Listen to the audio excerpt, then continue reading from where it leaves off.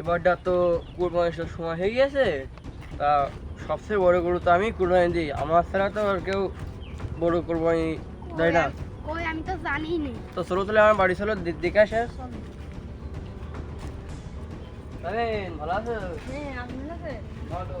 বলছি কি ওইটা কুরবানি দিই বড় করে কিনে চাও? নেই কিনেছি ছোট একটা বাসু। আচ্ছা তুমি চলো তোমার গরুটা দেখে আসি। আচ্ছা আমি তো ওটা বড় গরু কিনেছি কুরবানি। আসেন ভাই আসেন। কি গন্ধ আছে আশপাশে? ওই তোমার গরুকে দেখি।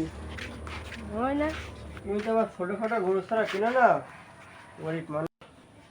আমার গরু তো দেখানো হয়ে গেল, তো আপনার গরুটা দেখে আসি ভাই। চলো তো আমার মেলা বড় গরু কিনেছি, চলো দেখে আসি।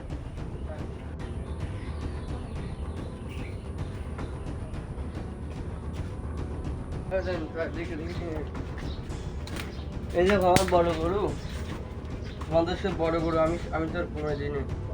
ওইটা হ্যাঁ বড় গরু আছে, তোমরা তো ওই সব বড় গরু কিনতে পারবে না, তো দেখেই যাও। হ্যাঁ আমি দেখি গরু, গরু তো আমার তো 60টা বলছে। তাহলে বুঝতে হবে এটা এই বছর কোরবানি দেয় বড় গরু। হ্যাঁ প্রত্যেকবারই তো আমি দিই বড় গরু কোরবানি। তো এই বাড়ি যাবো, হ্যাঁ আর আরো লোক তো বলতে গরু কিনেছে। আচ্ছা তাহলে আমি বাড়ি চলে যাচ্ছি। ভালো আছো? ভাই আপনি ভালো আছেন? ভালো কোরবানি দিচ্ছে তো ওটা? না ভাই ওটা কোরবানি দেবো না। কেন? আমরা ওটা বড় কোরবানি দিচ্ছি তো। আপনি বড় বড় দিয়ে অঙ্কের করেন। খাবার দিলে হ্যাঁ ভাই। আরে ভাই বলিস নি, একটা বড় একটা গরু কিনেছি, হ্যাঁ কুরবানি দেবো, সে কুরবানিটা আজকে সকালে গেলো মরি, বিকেল বেলা দেখে আসলাম ভালো, আজকে সকালে গেলো মরি ভাই।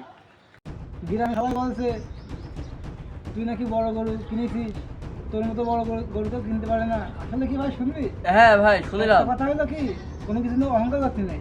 হ্যাঁ হ্যাঁ ভাই আমার সত্যি ভাই আমি বুঝে গেছি হ্যাঁ।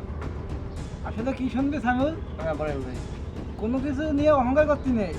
আর কুরবানি জিনিসটা কি শুনবি, আল্লাহর খুশির জন্য। তাই সবসময় ভাই কোনো অহংকার করতে নেই ভাই। আইস তো ছাগল কিনে আসি ভাই ভাব ভুলে গেছে ভাই। ভাই, ভাই